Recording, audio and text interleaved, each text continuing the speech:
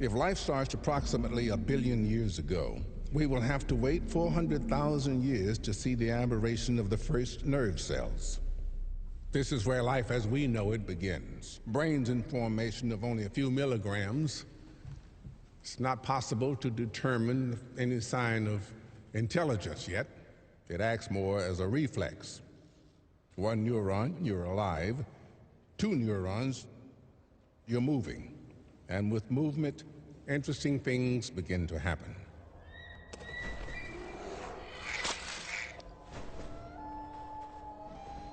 Animal life on Earth goes back millions of years, yet most species only use 3 to 5% of its cerebral capacity. But it isn't until we reached human beings at the top of the animal chain that we finally see a species use more of its cerebral capacity. 10% may not seem like much, but it's a lot if you look at all we've done with it.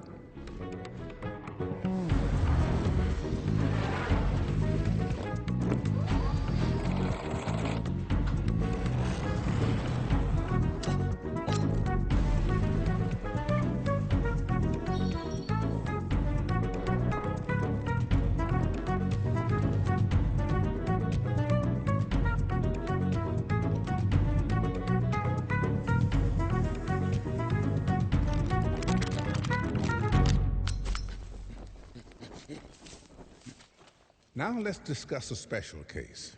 The only living being that uses its brain better than us, the dolphin. It is estimated that this incredible animal uses up to 20% of its cerebral capacity.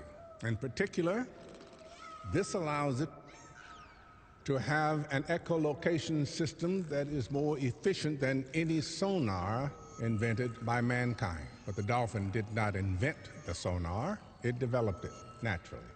And this is the crucial part of our philosophical reflection we have today. Can we therefore conclude that humans are concerned more with having than being?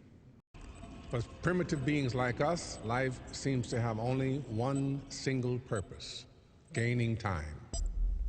And it is going through time seems to be also the only real purpose of each of the cells in our bodies.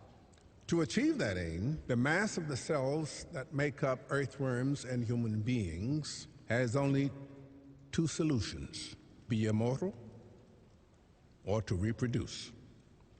If its habitat is not sufficiently favorable or nurturing,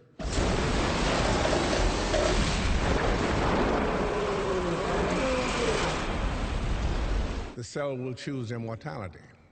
In other words, self-sufficiency and self-management.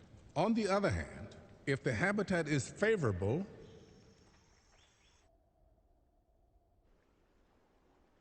they will choose to reproduce.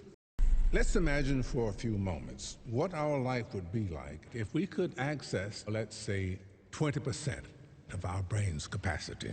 This first stage would give us access to and control of our own body.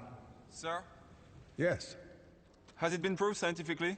Well, for the moment, it's just hypothesis, I confess. But if you think about it, it's troubling to realize that the Greeks, the Egyptians, and the Indians had notion of cells centuries before the invention of the microscope.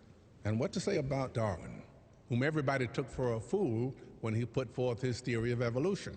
It's up to us to push the rules and laws and go from evolution to revolution. 100 billion neurons per human, of which only 15% are activated. There are more connections in the human body than there are stars in the galaxy. We possess a gigantic network of information to which we have almost no access. Sir? Yes? And what would be the next stage? Well, the next stage would probably be control of other people.